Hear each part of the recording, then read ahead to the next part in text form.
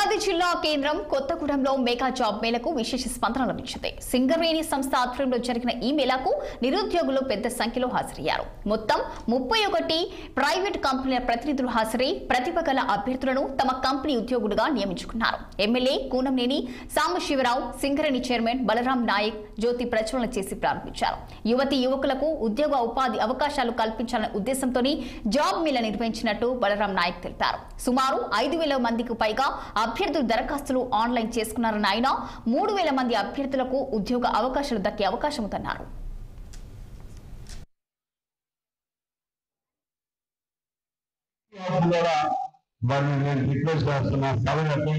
అట్లా ఏర్పాటు చేసుకోవచ్చు. స్థలం కూడా ఉంది.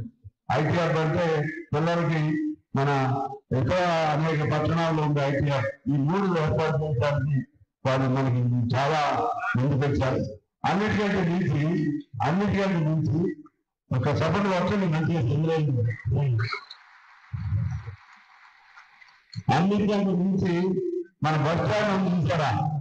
బస్ స్టాండ్కి వెళ్ళాలంటే భయం, బస్ స్టాండ్ లో మరీ దగ్గరికి వెళ్ళాలంటే భయం. పేదవాడికి ఆ బస్ స్టాండ్, ఖరీదైన కార్లు ఉంటాయి.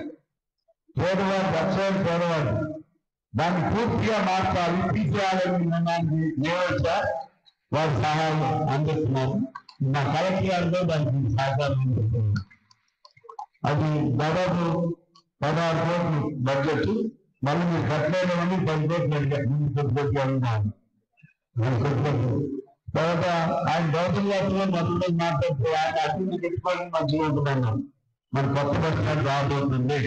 కొత్త ఎంత ఇంపార్టెంట్ అంటే మన అందరికి తెలిసింది. ఇంతకుముందు మాట్లాడిన వక్తలందరూ చెప్పారు. జాబ్ అనేది మనం అందరము చిన్నప్పుడు చదివినప్పుడు ఏమైతావు, doctor, engineer, collector, SPO, ఇంకేవో అవుతున్నామని చెప్తుంటాము.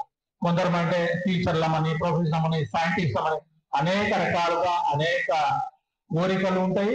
And కొందరు బిజినెస్ అని అనుకుంటారు, కొందరు పొలిటీషియన్ అనుకుంటారు. సో ఉద్యోగము అందరికి ప్రయత్నాలు ఉంటాయి. అందరికి ఉద్యోగం రావడం కష్టము. అందరు గవర్నమెంట్ ఉద్యోగాలు, పెద్ద ఉద్యోగాలు కష్టము.